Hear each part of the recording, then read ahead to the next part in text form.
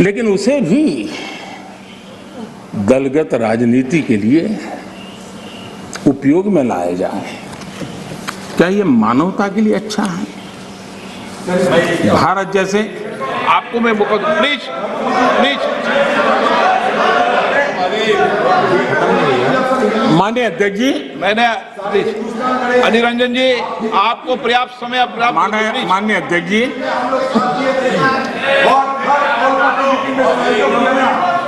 Please please माननीय अध्यक्ष जी,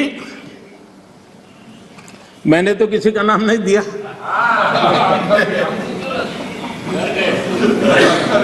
कोई भी टोपी पहन लेने की क्या जरूरत है जी? अरे क्यों? लेकिन जब आप खड़े ही हो गए तो अब मैं नाम दे करके बोलना चाहता हूं। अब आप खड़े ही हो गए हैं तो मैं नाम दे करके बोलना चाहता हूं। इस कोरोना काल में कांग्रेस ने तो हद कर दी।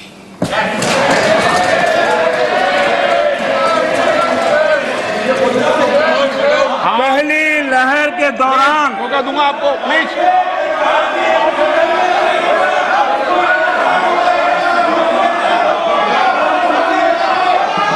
देखिए माननीय सदस्य, प्लीज बैठिए, ये तरीका ठीक नहीं है। आपको मैंने पर्याप्त, प्लीज बैठिए, please please please please please. माननीय अध्यक्ष जी, अभी तो मैंने सिर्फ इतना का हद कर दी। प्लीज, पहली लहर के दौरान आपको मैंने देश जब पर्याप्त अवसर दिया था, लॉकडाउन का पालन कर रहा था, जब WHO दुनिया भर के लोगों को सलाह देता था, सारे हेल्थ एक्सपर्ट कह रहे थे कि जो जहां है वहीं पर रुके। सारी दुनिया में यह संदेश दिया जाता था, क्योंकि मनुष्य जहां जाएगा, अगर वो कोरोना से संक्रमित है तो कोरोना साथ ले जाएगा। तब कांग्रेस के लोगों ने क्या किया? मुंबई के रेलवे स्टेशन पर खड़े रह करके मुंबई छोड़कर जाने के लिए प्रोत्साहित करने के लिए मुंबई में श्रमिकों को टिकट दिया गया, मुफ्त में टिकट दिया गया, लोगों को प्रेरित किया गया कि जाओ महाराष्ट्र में हमारे पर जो बोझ है वो जरा कम हो, और जाओ तुम उत्तर प्रदेश के हो, तुम बिहार के हो, जाओ वहां कोरोना फैलाओ। आपने ये बहुत बड़ा पाप किया, महा अफरा तफरी का माहौल खड़ा कर दिया। आपने हमारे श्रमिक भाइयों बहनों को अनेक परेशानियों में धकेल दिया। और माननीय अध्यक्ष जी, उस समय दिल्ली में ऐसी सरकार थी जो है, उस सरकार ने तो जीप पर माइक बांध करके दिल्ली की झुग्गी झोपड़ी में गाड़ी घुमा करके लोगों को कहा संकट बड़ा है, भागो, गांव जाओ, घर जाओ। और दिल्ली से जाने के लिए बसें दी, आधे रास्ते छोड़ दिया और श्रमिकों को लिए अनेक मुसीबतें पैदा की। और उसका कारण हुआ कि यूपी में, उत्तराखंड में, पंजाब में जिस कोरोना की इतनी गति नहीं थी, इतनी तीव्रता नहीं थी, इस पाप के कारण कोरोना ने वहां भी अपनी लपेट में ले लिया। माननीय अध्यक्ष जी, ये कैसी राजनीति है? मानव जात पर संकट के समय ये कैसी राजनीति है? ये दलगत राजनीति कब तक चलेगी? आदरणीय अध्यक्ष जी, कांग्रेस के इस आचरण से सिर्फ मैं ही नहीं, पूरा देश अचंभित है। 2 साल से देश 100 साल के सबसे बड़े संकट से मुकाबला जूझ कर रहा है। कुछ लोगों ने जिस प्रकार का व्यवहार किया, देश उससे सोच में पड़ गया है। क्या ये देश आपका नहीं है? क्या ये देश के लोग आपके नहीं हैं? क्या उनके सुख दुख आपके नहीं हैं?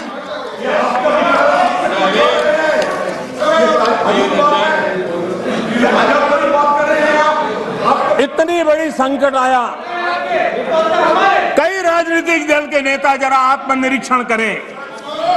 कितने राजनीतिक दल के नेता जो जनता के माने हुए नेता अपने आप को मानते हैं, उन्होंने लोगों को रिक्वेस्ट की हो, अपील की हो, भाई कोरोना का एक ऐसा संकट है, वैश्विक महामारी है, आप मास्क पहनो, हाथ धोना रखो, 2 गज की दूरी रखो। कितने नेता हैं? क्या ये बार बार देश की जनता को अगर कहते तो उसमें कोई बीजेपी की सरकार को क्या फायदा होने वाला था? मोदी को क्या फायदा होने वाला था?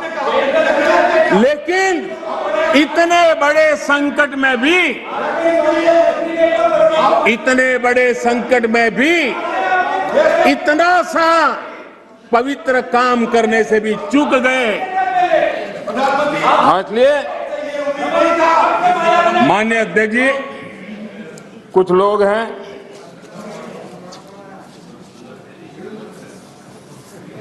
उनको ये इंतजार था कि ये कोरोना वायरस मोदी की छवि को चपेट में ले लेगा। बहुत इंतजार किया और कोरोना ने भी आपके धैर्य की बड़ी कसौटी की है। आए दिन आप लोग औरों को नीचा दिखाने के लिए महात्मा गांधी का नाम लेते हैं। महात्मा गांधी की स्वदेशी की बात, इसको बार बार दोहराने में हमें कौन रोकता है? अगर मोदी वोकल फॉर लोकल कहता है, मोदी ने कहा इसलिए शब्दों को छोड़ दो भाई, लेकिन क्या आप नहीं चाहते हैं देश आत्मनिर्भर बने? जिस महात्मा गांधी के आदर्शों की बात करते हैं, तब भारत में इस अभियान को ताकत देने में, जुड़ने में आपका क्या जाता था? उसका नेतृत्व आप लीजिए। महात्मा गांधी जी के स्वदेश के निर्णय को आगे बढ़ाइए, देश का भला होगा। और हो सकता है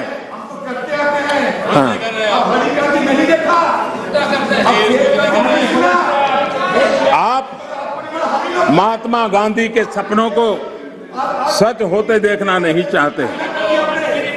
माननीय अध्यक्ष जी, आज पूरी दुनिया योग के लिए, एक प्रकार से कोरोना में तो योग ने दुनिया भर में जगह बना ली। दुनिया भर में कौन हिंदुस्तानी होगा जिसको योग के लिए गर्व ना हो? आपने उसका भी मजाक उड़ाया, उसका भी विरोध किया। अच्छा होता आप लोगों को कहते भाई संकट में घर में है, ये योगा कीजिए, आपको फायदा होगा। क्या नुकसान था? फिट इंडिया मूवमेंट चले, देश का नौजवान सशक्त हो, सामर्थ्यवान हो। आपको मोदी से विरोध हो सकता है। फिट इंडिया मूवमेंट, आपके राजनीतिक दलों के छोटे छोटे युवा मंच होते हैं। अगर हम सब ने मिलकर के अगर इस फिट इंडिया के द्वारा देश की युवा शक्ति को इस सामर्थ्य की तरफ आगे बढ़ने के लिए कहते, लेकिन उसका भी विरोध, उसका भी उपहास, यानी क्या हो गया है आपको मुझे समझ नहीं आ रहा है। और इसलिए मैं आज इसलिए कहता हूं आपको ध्यान में आए कि आप कहां खड़े हैं जी। और मैंने इतिहास बताया, 60 साल के लेकर 15 साल तक पूरा कालखंड, इतने राज्य, कोई आपको घुसने नहीं दे रहा है। माननीय अध्यक्ष जी, कभी कभी मैं ये विशेष बहुत प्यार से कह रहा हूं, नाराज मत हो जाना।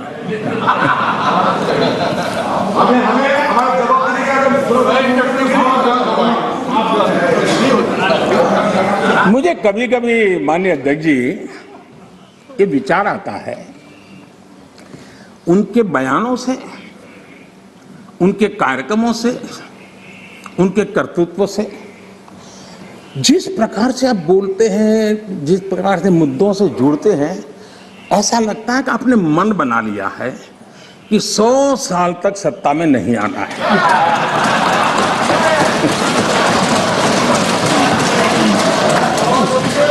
कोई ऐसा नहीं करता जी। थोड़ी सी भी आशा होती, थोड़ा सा भी लगता हाँ यार देश की जनता फिर से फुलहार करेगी, तो ऐसा नहीं करते जी। और इसलिए खैर अब आपने ही तय कर लिया है 100 साल के लिए, तो फिर मैंने भी तैयारी कर ली है।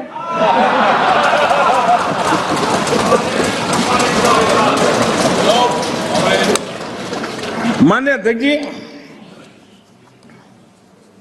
ये सदन इस बात का साक्षी है कि कोरोना वैश्विक महामारी से जो बनी स्थितियां, जो स्थितियां उत्पन्न हुई, उसको निपटने के लिए भारत ने जो भी रणनीति बनाई,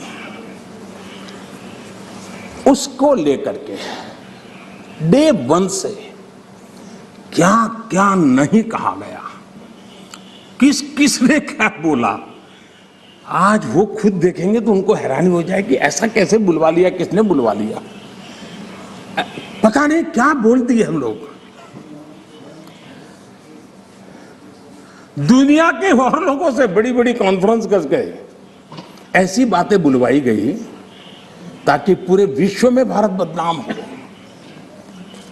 खुद को टिके रहने के लिए आर्थिक आयोजन को भारत कैसे चल रहा है, माय गॉड क्या कुछ कहा गया, बड़े बड़े पंडितों ने क्या क्या कहा, पूरी आपकी इकोसिस्टम लग गई थी।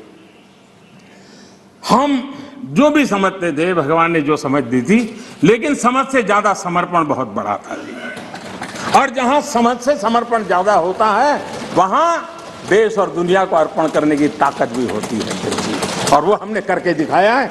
और जिस रास्ते पर हम चले, आज विश्व के अर्थ जगत के सभी ज्ञाता इस बात को मानते हैं कि भारत ने जिस आर्थिक नीतियों को लेकर इस कोरोना कालखंड में अपने आप को आगे बढ़ाया, वो अपने आप में एक उदाहरणीय है।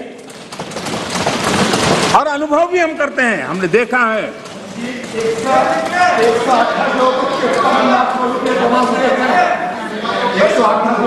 माननीय जी, भारत आज दुनिया की, माननीय अध्यक्ष जी, भारत आज दुनिया की जो बड़ी इकोनॉमीज है, उसमें सबसे तेजी से विकसित हो रही बड़ी अर्थव्यवस्था है। माननीय अध्यक्ष जी, इस कोरोना कालखंड में भी हमारे किसानों ने रिकॉर्ड पैदावार की, सरकार ने रिकॉर्ड खरीदी की। दुनिया के अनेक देशों में जहां खाने का संकट पैदा हुआ, और आपको पता होगा 100 साल पहले जो आपदा आई थी, उसके जो रिपोर्ट है उसमें ये बात कही गई है कि बीमारी से मरने वालों की जैसी तादाद है, वैसी भूख से मरने वालों की भी बड़ी तादाद है। उस समय के 100 साल पहले की रिपोर्ट में है। इस देश ने किसी को भूख से मरने नहीं दिया। 80 करोड़ से अधिक देशवासियों को मुफ्त राशन उपलब्ध कराया, और आज भी करा रहे हैं। माननीय अध्यक्ष जी, हमारा total export historically highest record पर है, और ये कोरोना काल में है। कृषि एक्सपोर्ट ऐतिहासिक रूप से टॉप पर पहुंचा है। सॉफ्टवेयर एक्सपोर्ट नई ऊंचाई तरफ बढ़ रहा है। मोबाइल फोन एक्सपोर्ट्स अभूतपूर्व वृद्धि हुई है। डिफेंस एक्सपोर्ट,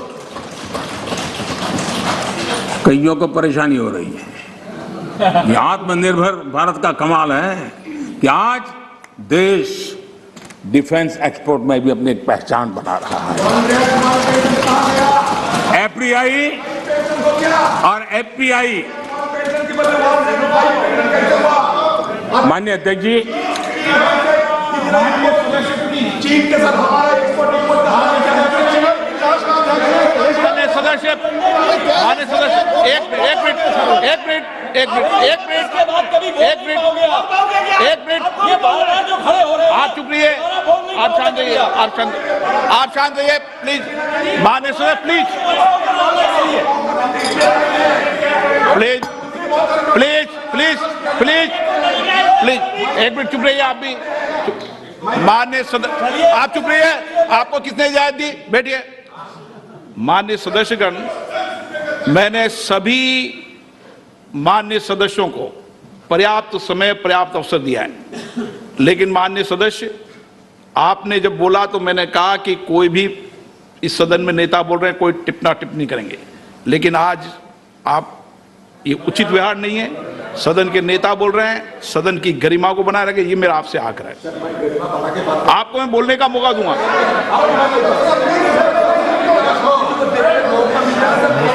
ठीक है, आप बैठिए, आपको मौका नहीं दिया मैंने। माननीय प्रधानमंत्री प्लीज, माननीय दादा अध्यक्ष जी। आपको मौका माननीय सदस्य प्लीज, माननीय हाँ अध्यक्ष जी, समझेंगे समझाएंगे, आप पूरा सुनो, सब समझाएंगे। सदन में थोड़ी बहुत टोका टोकी तो आवश्यक होती है, जरा गर्मी रहती है, लेकिन जब सीमा के बाहर जाता है तो जरा लगता है कि हमारे साथी ऐसे हैं। माननीय अध्यक्ष जी, उनकी पार्टी के एक एमपी ने चर्चा की शुरुआत की थी और यहां से कुछ छोटा मोटा नोकझोंक चल रहा था और मैं मेरे कमरे से स्क्रीन पे देख रहा था कि हमारे मंत्री प्रहलाद जी पीछे गए, सबको रोका और वहां से चैलेंज आई कि अगर हमें रोकोगे तो तुम्हारे नेता का ये हाल करेंगे। क्या इसी का ये हो रहा है क्या? माननीय अध्यक्ष जी, आपने आपको दर्शन करने का मौका मिला, माननीय अध्यक्ष जी, इसलिए रह नहीं जा सकता, कम से कम इसे प्रक्रिया करो। आपने आपको अब हर एक को अपना सीआर सुधारने की कोशिश तो करनी चाहिए और मैं मानता हूं जितना किया है उससे आपका सीआर ठीक हो गया है। जिन लोगों को रजिस्टर करना है आपके इस पराक्रम को कर लिया है जी, ज्यादा क्यों कर रहे हो? इस सत्र में तो कोई आपको नहीं निकालेगा, विश्वास करो। इस सत्र में आपको कोई निकालने का नहीं, मैं आपको गारंटी देता हूं।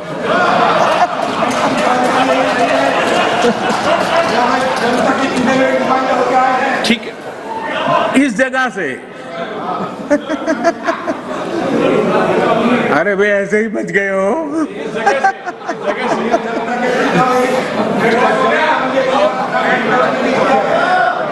माननीय अध्यक्ष जी, एफडीआई और एफपीआई का रिकॉर्ड निवेश आज भारत में हो रहा है। रिन्यूएबल एनर्जी के क्षेत्र में आज हिंदुस्तान दुनिया के टॉप 5 कंट्रीज में है।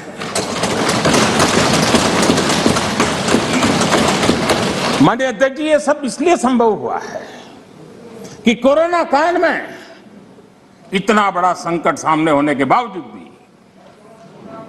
अपने कर्तव्य को निभाते हुए इस संकट के काल में देश को बचाना है तो रिफॉर्म जरूरी थी और हमने वो जो रिफॉर्म किए उसका परिणाम है कि आज हम इस तरीके से स्थिति पर आकर पहुंचे। माननीय अध्यक्ष जी, एमएसएमई माननीय सदस्य प्लीज सहित आप बैठिए। हर उद्योग को गलत तरीका है आपका। जरूरी सपोर्ट दी, बैठिए, ऐसे नहीं चलेगा। नियमों को, प्रक्रियाओं को सरल किया। आत्मनिर्भर भारत का जो मिशन है उसको हमने चरितार्थ करने के लिए भरपूर कोशिश की। ये सारी उपलब्धियां ऐसे हालत में देश ने हासिल की हैं जब अंतर्राष्ट्रीय स्तर पर आर्थिक जगत में बहुत बड़ी उथल पाथल आज भी चल रही है। सप्लाई चेन पूरी तरह चरमरा गई है। लॉजिस्टिक सपोर्ट में अनेक संकट पैदा हुए हैं। दुनिया में सप्लाई चेन की वजह से केमिकल फर्टिलाइजर पर कितना बड़ा संकट आया है और भारत आयात करने पर डिपेंडेंट है। कितना बड़ा आर्थिक बोझ देश पर आया है। पूरी विश्व में हालत पैदा हुई है, लेकिन भारत ने किसानों को इस पीड़ा झेलने के लिए मजबूर नहीं किया। भारत ने वो सारा बोझ देश ने अपने कंधों पर उठाया और किसान को ट्रांसफर नहीं होने दिया है। भारत ने फर्टिलाइजर की सप्लाई को भी निरंतर जारी रखा है। कोरोना के संकट काल में भारत ने अपनी खेती को, अपने छोटे किसानों को संकट से बाहर निकालने के लिए बड़े फैसले लिए। मैं कभी कभी सोचता हूं, जो लोग जड़ों से कटे हुए लोग हैं, 2-2, 4-4 पीढ़ी से महलों में बैठने की आदत हो गई है, वो देश के छोटे किसानों की क्या समस्या है वो समझ ही नहीं पाए। उनके अगल बगल में जिन किसानों की उनकी पहुंच थी, उससे आगे देख नहीं पाए हैं। और मैं कभी ऐसे लोगों को पूछना चाहता हूं कि छोटे किसानों के प्रति आपकी इतनी नफरत क्यों है? क्या आप छोटे किसानों के कल्याण के लिए आप रोड़े अटकाते रहते हो? छोटे किसानों को इस संकट में डालते हो। माननीय अध्यक्ष जी, अगर गरीबी से मुक्ति चाहिए तो हमें हमारे छोटे किसानों को मजबूत बनाना होगा। ग्रामीण अर्थव्यवस्था को मजबूत बनाना है तो हमारे छोटे किसानों को मजबूत बनाना होगा। अगर हमारा छोटा किसान मजबूत होता है, छोटी सी जमीन होगी, 2 हेक्टेयर की भूमि होगी, तो भी उसको आधुनिक करने का वो प्रयास करेगा, नया सीखने का प्रयास करेगा, और उसकी ताकत आएगी तो देश की अर्थरचना को भी ताकत मिलेगी। और इसलिए आधुनिकता के लिए छोटे किसानों की तरफ ध्यान देने का हमारा प्रयास है। लेकिन छोटे किसानों के प्रति जिन लोगों के मन में नफरत है, जिन्होंने छोटे किसानों के दुख दर्द नहीं जाना है, उनको किसानों के नाम पर अपनी राजनीति करने का कोई हक नहीं बनता है। माननीय अध्यक्ष जी, इस बात को हमें समझना होगा। सैकड़ों वर्षों का गुलामी कालखंड, उसकी जो मानसिकता है, वो आजादी के 75 साल के बाद भी कुछ लोग बदल नहीं पाए हैं। ये गुलामी की मानसिकता किसी भी राष्ट्र की प्रगति के लिए बहुत बड़ा संकट होती है। लेकिन माननीय अध्यक्ष जी, आज देश का मैं एक चित्र देखता हूं। एक ऐसा समुदाय, एक ऐसा वर्ग है, आज भी वो गुलामी की मानसिकता में जीता है। आज भी 19वीं सदी के काम, उस सोच, उसी में जकड़ा हुआ है। और 20वीं सदी के जो कानून है, वही कानून उसको कानून लगते हैं। माननीय अध्यक्ष जी, गुलामी की मानसिकता, इन 19वीं सदी का रहन सहन, 20वीं सदी के कानून 21वीं सदी की आकांक्षाएं पूरी नहीं कर सकते। 21वीं सदी के अनुकूल हमें बदलाव बहुत जरूरी है। माननीय अध्यक्ष जी, जिस बदलाव को हमने अस्वीकार किया, उसका परिणाम क्या है? फ्रेट कॉरिडोर, इतने मनोमंथन के बाद, कई वर्षों तक उसके बाद योजना बनी, 2006 में प्लानिंग, 2006 से 2014 तक का उसका हाल देखिए। 2014 के बाद उसकी तेजी आई। यूपी में सरयू नहर परियोजना 70 के दशक में शुरू हुई, 70 दशक में, और उसकी लागत 100 गुना बढ़ गई। हमारे आने के बाद हमने उस काम को पूरा किया। ये कैसी सोच है, क्या तरीके हैं? यूपी का अर्जुन डैम परियोजना 2009 में शुरू हुई, 2017 तक 1/3 खर्चा हुआ। हमने इतने कम समय में इसको पूर्ण कर दिया।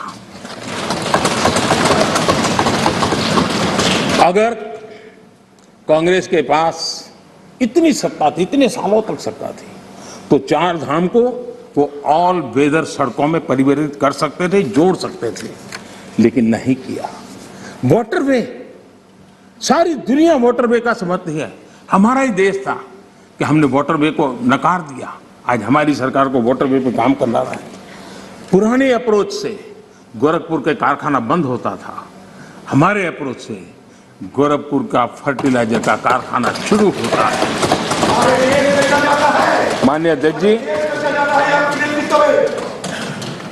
माननीय अध्यक्ष जी, ये लोग ऐसे हैं जो जमीन से कटे हुए हैं, उसके कारण उनके लिए फाइल की मूवमेंट,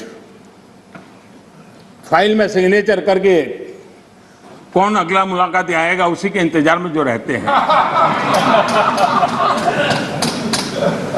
आपके लिए फाइल सब कुछ है, हमारे लिए 130 करोड़ देशवासियों का लाइफ महत्वपूर्ण है। आप फाइल में खोए रहे, हम लाइफ बदलने के लिए जी जान से जुटे हुए लोग। आज उसी का परिणाम है प्रधानमंत्री गति शक्ति मास्टर प्लान। एक होलिस्टिक अप्रोच, टुकड़ों में नहीं। एक आधा काम वहां रहा है, रोड बन रहा है, फिर बिजली वाला आकर के खुदाई करता है, वो ठीक होता है, फिर पानी वाला आकर के खुदाई करता है। उस सारी समस्याओं से बाहर आकर के हमने डिस्ट्रिक्ट लेवल तक गति शक्ति मास्टर प्लान की दिशा में हम काम कर रहे हैं। उसी प्रकार से हमारा देश की विशेषता को देखते हुए मल्टी मॉडल ट्रांसपोर्ट सिस्टम, उस पर हम बड़ा जोर दे रहे हैं और कनेक्टिविटी पर इसके का आधार पर हम जोर दे रहे हैं। आजादी के बाद सबसे तेज गति से ग्रामीण सड़कें कहीं बन रही है तो इस 5 साल के कालखंड में बनी है। माननीय अध्यक्ष जी, नेशनल हाईवे बन रहे हैं, रेलवे लाइनों का बिजलीकरण हो रहा है। आज देश नए एयरपोर्ट्स, हेलीपोर्ट्स और वाटरड्रोम का नेटवर्क खड़ा कर रहा है। देश के 6 लाख से अधिक गांवों में ऑप्टिकल फाइबर नेटवर्क के लिए काम चल रहा है। माननीय अध्यक्ष जी, ये सारे काम ऐसे हैं जो रोजगार देते हैं।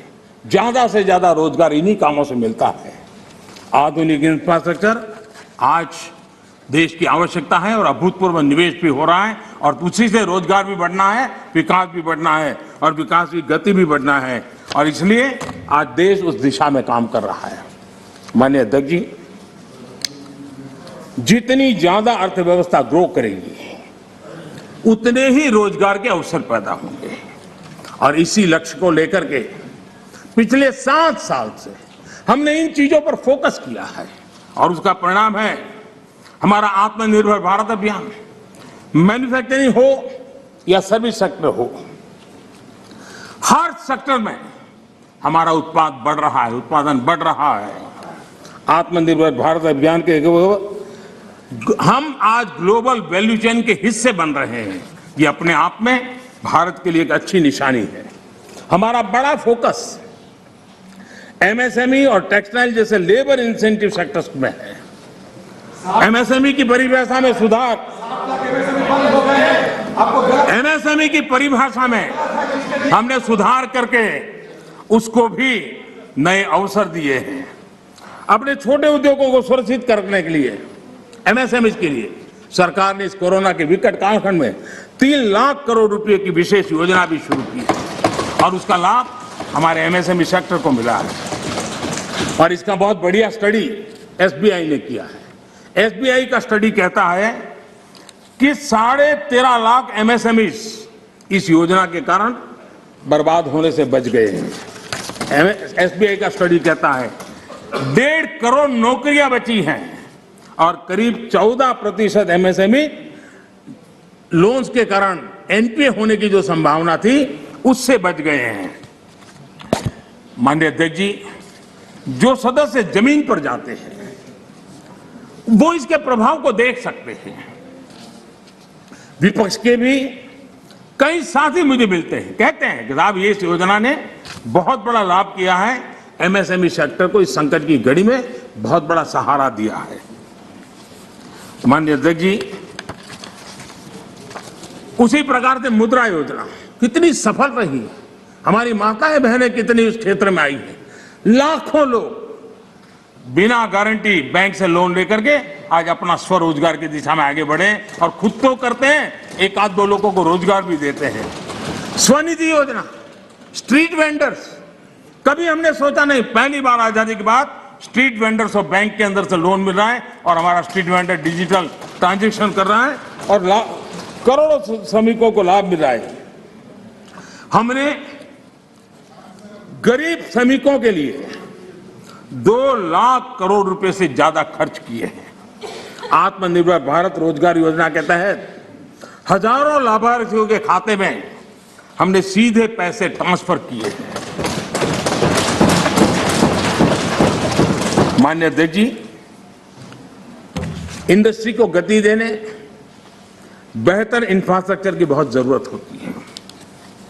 पीएम गति शक्ति नेशनल प्लान, मास्टर प्लान, ये हमारे लॉजिस्टिक कॉस्ट को बहुत कम करेगा और उसके कारण देश में भी माल सस्ते में पहुंच पाएगा और एक्सपोर्ट करने वाले लोग भी दुनिया के साथ कंपटीशन कर पाएंगे और इसलिए पीएम गति शक्ति प्लान आने वाले दिनों में बहुत लाभकारक होने वाला है।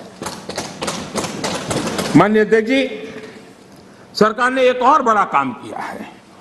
नए क्षेत्रों को, एंटरप्रेन्योर्स को, उसके लिए हमने ओपन कर दिया है।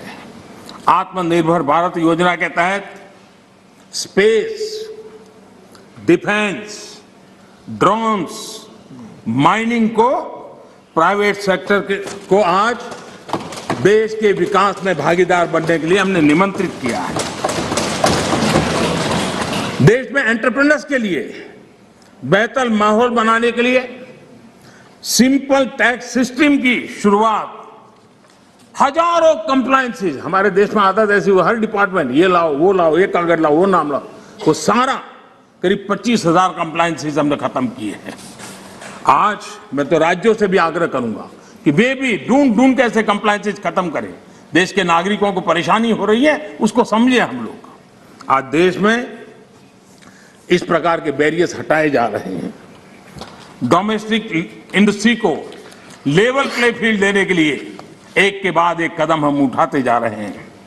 माननीय अध्यक्ष जी, आज देश उस पुरानी अवधारणा से बाहर निकल रहा है। हमारे देश में सोच बन गई है कि सरकार ही भाग्य विधाता है, तुम्हें सरकार पर ही निर्भर रहना पड़ेगा, तुम्हारी आशा अपेक्षाएं कोई पूरी नहीं कर सकता है, सरकार ही करेगी, सब कुछ सरकार देगी। ये हम लोगों ने इतना ईगो पाल के रखा था और उसके कारण देश के सामर्थ्य को भी चोट पहुंची है। और इसलिए सामान्य युवा के सपने, युवा कौशल, उसके रास्ते हम नए सिरे से सोचना शुरू किया। सब कुछ सरकार करती है ऐसा नहीं है, देशवासियों की ताकत अनेक गुना ज्यादा होती है। वो सामर्थ्य के साथ अगर संकल्प के साथ जुड़ जाते हैं तो परिणाम मिलता है। आप देखिए 2014 के पहले हमारे देश में सिर्फ 500 स्टार्टअप थे। जब अवसर दिया जाता है देश के नौजवानों को तो क्या परिणाम आता है। इन 7 साल में 2014 के पहले 500 स्टार्टअप, इस 7 साल में 60,000 स्टार्टअप इस देश में काम कर रहे हैं। ये मेरे देश के युवाओं की ताकत है और उसमें यूनिकॉर्न बन रहे हैं और एक एक यूनिकॉर्न यानी हजारों करोड़ की उसकी वैल्यू तय हो जाती है। माननीय अध्यक्ष जी, और बहुत ही कम समय में भारत के यूनिकॉर्न सेंचुरी बनाने की दिशा में आगे बढ़ रहे हैं। ये बहुत बड़ा अचीवमेंट। हजारों करोड़ की कंपनी बनने में पहले दशकों लग जाते थे। आज हमारे नौजवानों की ताकत है, सरकार की नीतियों के कारण साल 2 साल के अंदर हजारों करोड़ के कारोबार को उनके आसपास वो देख पा रहे हैं। आज माननीय अध्यक्ष जी, हम स्टार्टअप्स, यूनिकॉर्न्स में, इस मामले में दुनिया में टॉप 3 में पहुंच गए हैं। कौन हिंदुस्तानी होगा जिसको गर्व नहीं होगा। लेकिन ऐसे समय इस सरकार का अंत विरोध करने की जिनको आदत लग गई है, सुबह सुबह शुरू हो जाते हैं। और यहां मैंने देखा हमारे अधीर रंजन जी कह रहे थे, क्या रखा है, मोदी मोदी मोदी मोदी करते रहते हो, है यही कर रहे थे। हाँ, साहब लोग मोदी मोदी मोदी बोल रहे हैं। आप क्यों बोल रहे हैं?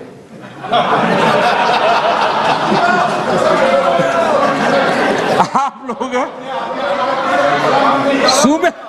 सुबह होते ही शुरू हो जाते हैं। एक पल आप लोग एक पल मोदी के बिना नहीं बिता सकते। अरे मोदी तो आपकी प्राण शक्ति है। मोदी जी प्रधानमंत्री, इसलिए मोदी जी का नाम तो करना ही पड़ेगा।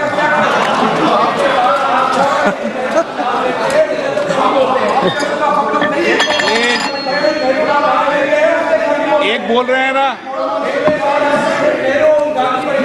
माननीय अध्यक्ष जी, चलो बैठिए। कुछ लोग देश के नौजवानों को, देश के एंटरप्रेन्योर्स को, देश के वेल्थ क्रिएटर्स को, उनको डराने में आनंद आता है, उनको भयभीत करने में आनंद आता है, उनको गुमराह करने में आनंद आता है। देश का नौजवान उनकी बातें सुन नहीं रहा है, इसके कारण देश आगे बढ़ रहा है। माननीय अध्यक्ष जी, आज जो यूनिकॉर्न है, यही उसमें से कुछ मल्टीनेशनल कंपनियां बनने का सामर्थ्य रखती है।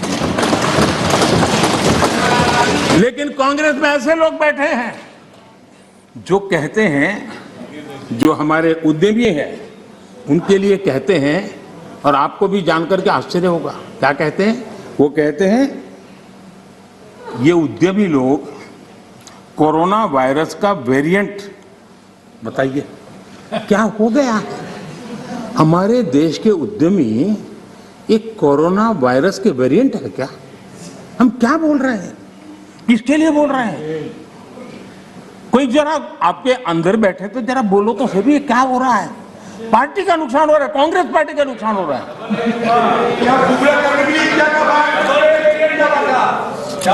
माननीय अध्यक्ष जी, जो इतिहास के जो लोग इतिहास से सबक नहीं लेते हैं, वो इतिहास में खो जाते हैं। माननीय अध्यक्ष जी, ये मैं इसलिए कह रहा हूं, जरा 60 से 80 का दायका,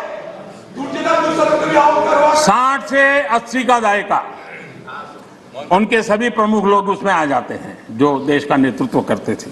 उस कालखंड की बात कर रहा हूं। 60 से 80 के दशक में क्या नैरेटिव होता था? कांग्रेस के ही सत्ता साथी,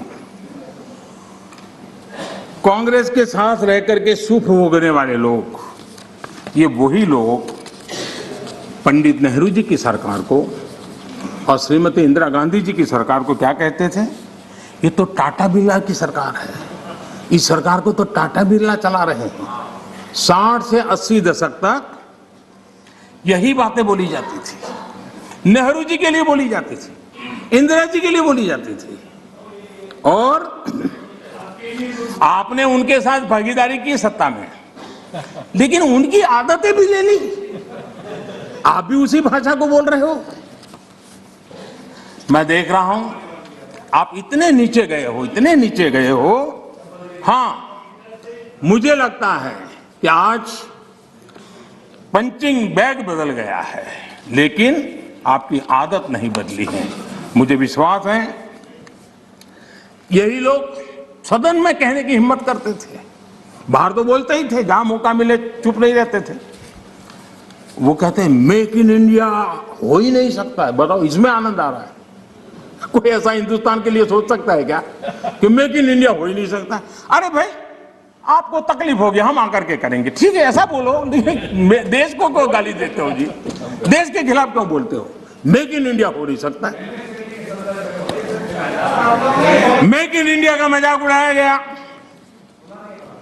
और आज देश की युवा शक्ति ने, देश के एंटरप्रेन्योर ने करके दिखाया है। आप मजाक के विषय बन गए हो।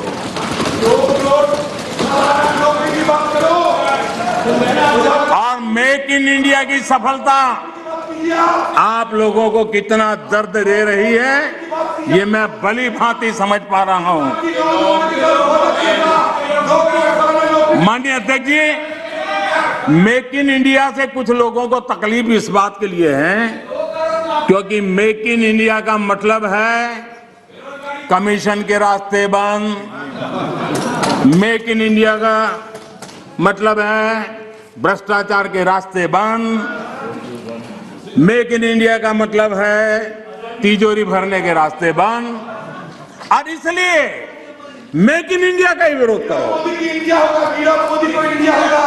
भारत के लोगों के सामर्थ्य को नजरअंदाज करने का पाप, देश के लघु उद्यमियों के सामर्थ्य का अपमान, देश के युवाओं का अपमान, देश की इनोवेटिव क्षमता का अपमान। माननीय अध्यक्ष जी, देश में इस प्रकार का नकारात्मकता का, निराशा का वातावरण, खुद निराश हैं, खुद सफल नहीं हो पा रहे हैं, इसलिए देश को असफल होने करने के जो खेल चल रहे हैं उसके खिलाफ देश का नौजवान बहुत जाग चुका है, जागरूक हो चुका है। माननीय अध्यक्ष जी, पहले जो सरकार चलाते थे जो और जिन्होंने 50 साल तक देश की सरकारें चलाई, मेक इन इंडिया को लेकर उनका क्या रवैया था? सिर्फ डिफेंस सेक्टर को हम देखें तो सारी बातें समझ आती थी, वो क्या करते थे, कैसे करते थे, क्यों करते थे, किसके लिए करते थे। पहले सालों में क्या होता था, नए इक्विपमेंट खरीदने के लिए प्रोसेस चलती थी, सालों तक चलती थी, और जब फाइनल निर्णय होता था तब वो चीज पुरानी हो जाती थी। अब बताइए देश का क्या भला, आउट ऑफ डेट हो जाती थी और हम पैसे देते थे। हमने इन सारी प्रोसेस को सिंप्लीफाई किया। सालों से पेंडिंग डिफेंस सेक्टर के जो इश्यू थे उसको हमने निपटाने का प्रयास किया। पहले किसी भी आधुनिक प्लेटफॉर्म या इक्विपमेंट के लिए हमें दूसरे देशों की तरफ देखना पड़ता था। जरूरत के समय आपाधापी में आयुध खरीदा जाता था, ये लाओ वो लाओ, कौन पूछता है भाई, हो जाए। यहां तक कि स्पेयर पार्ट्स के लिए भी हम अन्य देशों पर निर्भर रहे हैं। दूसरों पर निर्भर होकर इस देश की सुरक्षा निश्चित नहीं कर सकते हैं। हमारे पास यूनिक व्यवस्था होनी चाहिए, हमारी अपनी व्यवस्था होनी चाहिए। रक्षा क्षेत्र में आत्मनिर्भर होना ये राष्ट्र सेवा का भी एक बहुत बड़ा काम है, और जो मैं देश के नौजवानों को भी आह्वान करता हूं कि आप अपने कैरियर में इस क्षेत्र को चुनिए, हम ताकत के साथ खड़े होंगे। माननीय अध्यक्ष जी, इस बजट में भी हमने ज्यादा से ज्यादा रक्षा उपकरण भारत में ही बनाएंगे, भारतीय कंपनियों से ही खरीदेंगे, ये बजट में प्रावधान किया है। बाहर से लाने के रास्तों बंद करने की दिशा में हम कदम बढ़ाए थे। हमारी सेनाओं की जरूरत पूरी होने के अलावा हम एक बड़े डिफेंस एक्सपोर्टर बनने का सपना लेकर के चल रहे हैं, और मुझे विश्वास है ये संकल्प भी पूरा होगा। मैं जानता हूं कि रक्षा सौदों में कितनी बड़ी ताकतें पहले अच्छों को खरीद लेती थी। ऐसी ताकतों को मोदी ने चुनौती दी, और इसलिए मोदी पर उनकी नाराजगी नहीं, गुस्सा होना भी बहुत स्वाभाविक है, और उनका गुस्सा प्रकट भी होता रहता है। माननीय अध्यक्ष जी,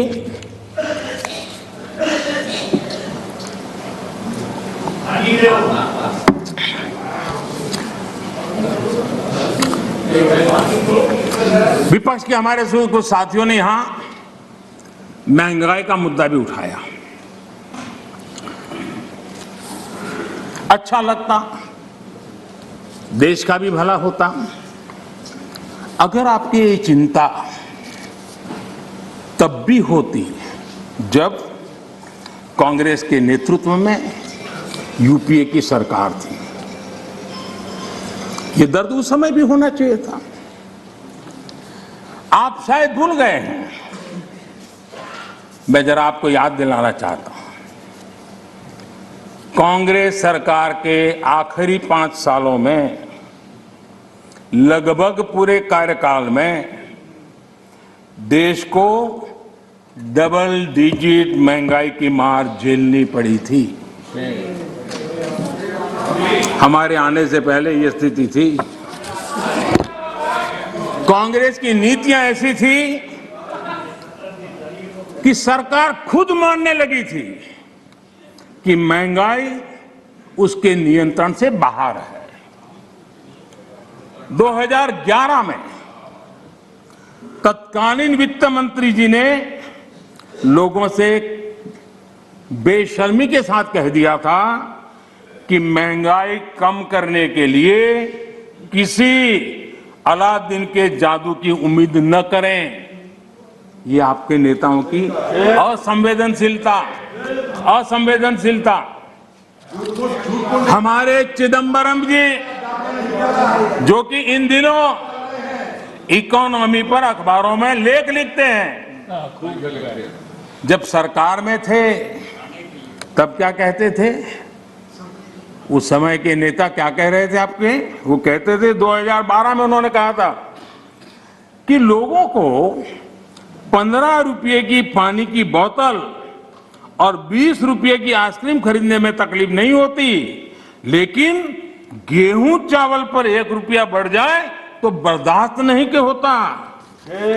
ये आपके नेताओं के बयान, यानी महंगाई के प्रति कितना असंवेदनशील रवैया था, ये चिंता का कारण है। माननीय अध्यक्ष जी, महंगाई देश के सामान्य मानवी से सीधा जुड़ा हुआ मुद्दा है और हमारी सरकार ने, एनडीए सरकार ने पहले दिन से सतर्क और संवेदनशील रह करके इस मसले को बारीकाई से हैंडल करने का प्रयास किया है। और इसलिए हमारी सरकार महंगाई नियंत्रण को अपनी वित्तीय पॉलिसी का प्राथमिक लक्ष्य बनाया हमने। माननीय अध्यक्ष जी, 100 साल में आई इतनी बड़ी महामारी के इस कालखंड में भी हमने प्रयास किया कि महंगाई और जरूरी चीजों की कीमत आसमान न छुए। सामान्य मानवी के लिए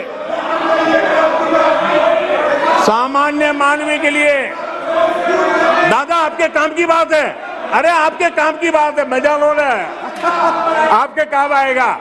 थोड़ा मैं आगे जाऊंगा तो आपके काम आएगा।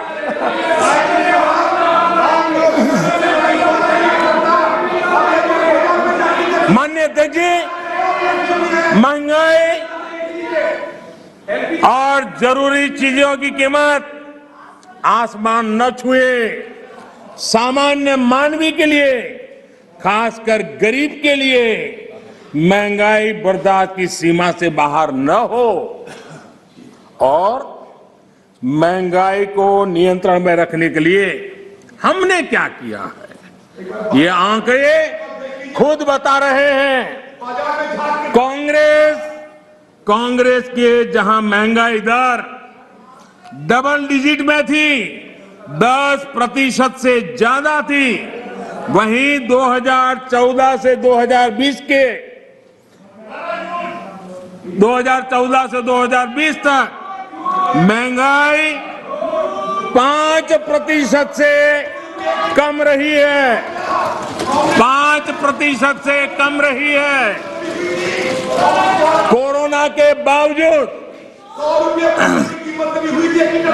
आपको मैं बोलने देना चाहता हूं तो कि आगे आपकी मजा होने वाली है। जरा इंतजार करो, आ रहा हूं। कोरोना के बावजूद इस साल महंगाई 5.2% रही है और उसमें भी फूड इन्फ्लेशन 3% से कम रही है। आप अपने समय में वैश्विक परिस्थितियों की दुहाई देकर पल्ला झाड़ लेते थे। वैसे महंगाई पर कांग्रेस के राज में पंडित नेहरू जी ने लाल किले से क्या कहा है, वो जरा आपको मैं बताना चाहता हूं। पंडित नेहरू देश के पहले प्रधानमंत्री लाल किले से बोल रहे हैं। देखिए, आपकी इच्छा रहती है ना, मैं पंडित जी का नाम नहीं बोलता हूं, आज मैं बार बार बोलने वाला हूं। आज तो नेहरू जी ही नेहरू जी।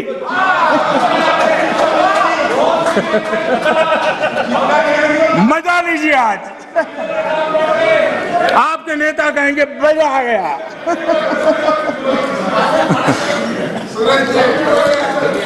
माननीय अध्यक्ष जी, पंडित नेहरू जी ने लाल किले पर से कहा था, और ये उस जमाने में कहा गया था, तब ग्लोबलाइजेशन इतना नहीं था, नाम मात्र का भी नहीं था। उस समय नेहरू जी लाल किले से देश को संबोधन करते हुए क्या कह रहे हैं? कभी कभी कोरिया में लड़ाई भी हमें प्रभावित करती है। इसके चलते वस्तुओं की कीमतें बढ़ जाती है। इति नेहरू जी, भारत के पहले प्रधानमंत्री। कभी कभी कोरिया में लड़ाई भी हमें प्रभावित करती है, इसके चलते वस्तुओं की कीमतें बढ़ जाती हैं और यह हमारे नियंत्रण से भी बाहर हो जाती है। देश के सामने देश का पहला प्रधानमंत्री हाथ ऊपर कर देता है, हाथ ऊपर कर देता है। आगे क्या कहते हैं? देखो जी, आपके काम की बात है। आगे कहते हैं, पंडित नेहरू जी आगे कहते हैं,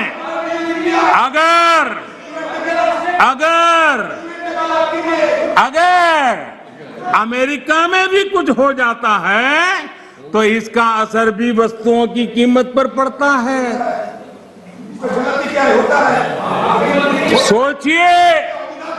सोचिए तब महंगाई की समस्या कितनी गंभीर थी कि नेहरू जी को लाल किले से देश के सामने हाथ ऊपर करने पड़े थे। नेहरू जी ने तब कहा था, माननीय अध्यक्ष जी, अगर कांग्रेस सरकार आज सत्ता में होती, क्या देश का नसीब है? देश बच गया। लेकिन आज अगर आप होते तो महंगाई कोरोना के खाते में जमा करके झाड़ करके निकल जाते आप लोग। लेकिन हम बड़ी संवेदनशीलता के साथ इस समस्या को महत्वपूर्ण समझ करके उसके समाधान के लिए पूरी ताकत से काम कर रहे हैं। आज दुनिया में अमेरिका और ओईसीडी जैसे देशों में, अमेरिका और ओईसीडी देशों में महंगाई 7% है, करीब 7%। लेकिन माननीय अध्यक्ष जी, हम किसी पर ठीकरा फोड़ करके भाग जाने वालों में से नहीं है। हम ईमानदारी से प्रयास करने वालों में लोग हैं, जिम्मेवारी के साथ देशवासियों के साथ खड़े रहने वाले लोग हैं। माननीय अध्यक्ष जी, इस सदन में गरीबी कम करने के भी बड़े बड़े आंकड़े दिए गए, लेकिन एक बात भूल गए।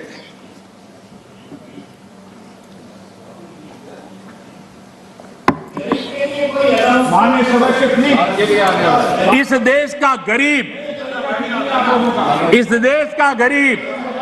इतना विश्वासघाती नहीं है कि कोई सरकार उसकी भलाई के काम करे और वो फिर उसको ही सत्ता से बाहर करे। ये देश के गरीब के स्वभाव में नहीं है। आपकी ये दुर्दशा इसलिए आई क्योंकि आपने मान लिया था कि नारे देकर के गरीबों को अपनी चुंगाल में फंसाए रखोगे, लेकिन गरीब जाग गया, गरीब आपको जान गया। इस देश का गरीब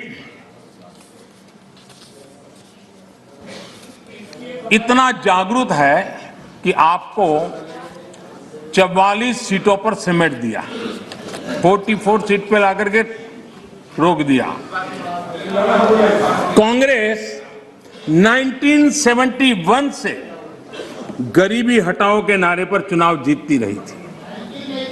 40 साल बाद गरीबी तो हटी नहीं, लेकिन कांग्रेस सरकार ने नई परिभाषा दे दी। माननीय अध्यक्ष जी, देश के नौजवानों ने इन बातों को जानना बहुत जरूरी है। और अध्यक्ष जी, आप देखिए कि ये डिस्टर्ब तब करते हैं कि उनको अंदाज आता है चोट बड़ी गहरी होने वाली है। उनको मालूम है कि मुसीबत में फंसे हैं आज, और कुछ लोग बोल करके भाग जाते हैं और झेलना ऐसे बेचारों को पड़ता है।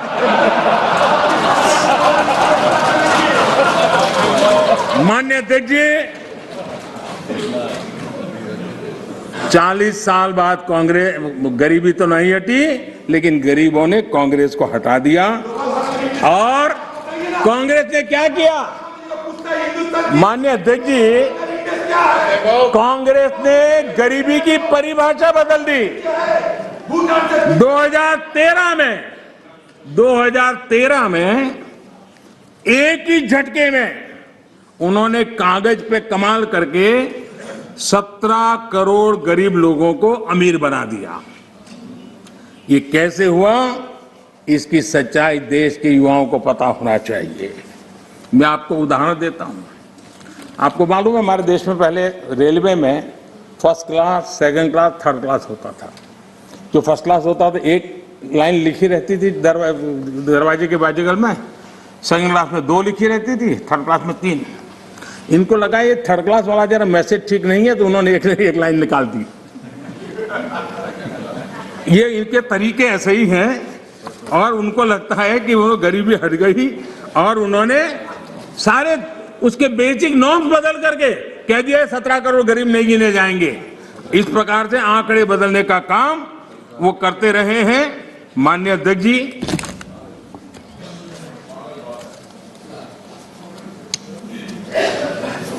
यहां कुछ तात्विक मुद्दों को उठाने की कोशिश की।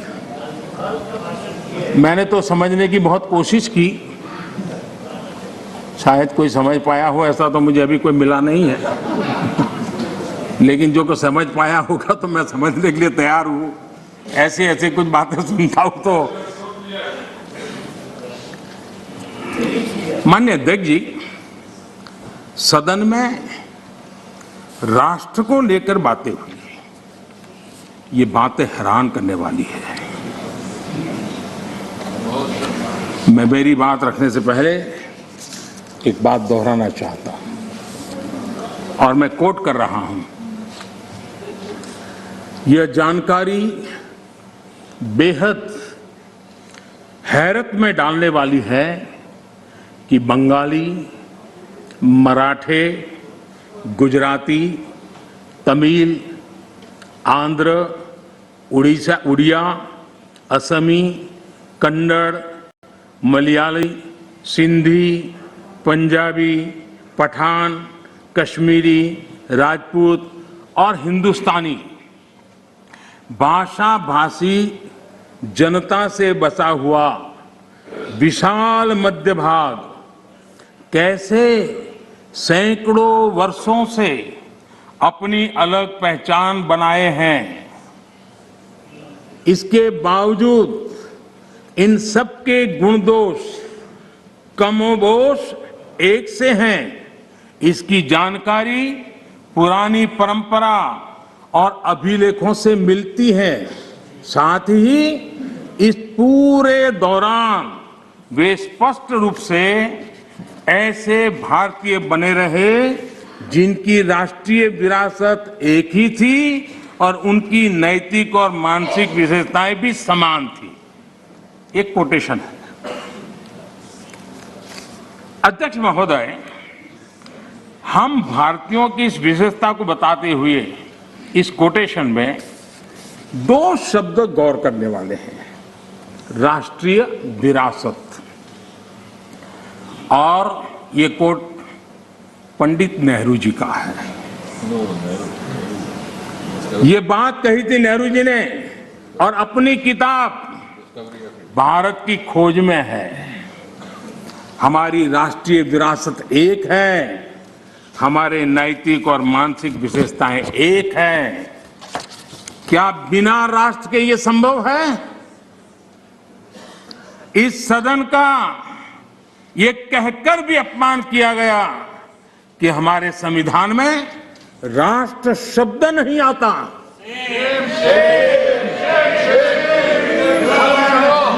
संविधान की प्रस्तावना में लिखा राष्ट्र पढ़ने में ना आए, ये हो नहीं सकता है। कांग्रेस ये अपमान क्यों कर रही है, मैं इस पर विस्तार से अपनी बात रखूंगा। माननीय अध्यक्ष जी, आप ऐसा करना सवाल नहीं देता। राष्ट्र कोई सत्ता या सरकार की व्यवस्था नहीं है। माननीय अध्यक्ष जी, हमारे लिए राष्ट्र एक जीवित आत्मा है।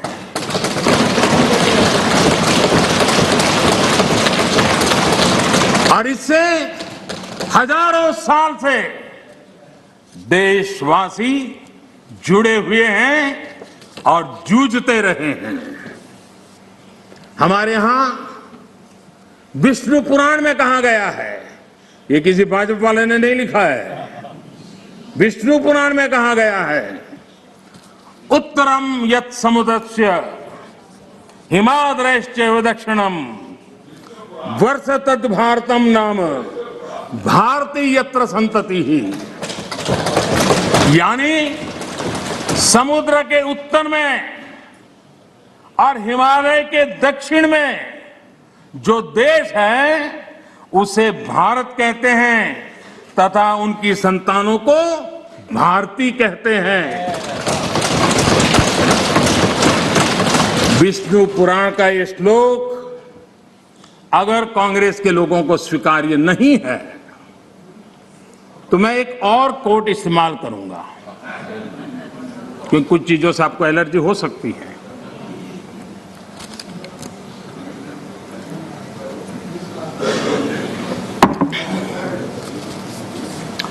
मैं कोट कह रहा हूं, एक क्षण आता है मगर इतिहास में विरल ही आता है जब हम पुराने से बाहर निकलकर नए युग में कदम रखते हैं। जब एक युग समाप्त हो जाता है, जब एक देश की लंबे समय से दबी हुई आत्मा मुक्त होती है। ये भी नेहरू जी के ही बोल है। आखिर किसने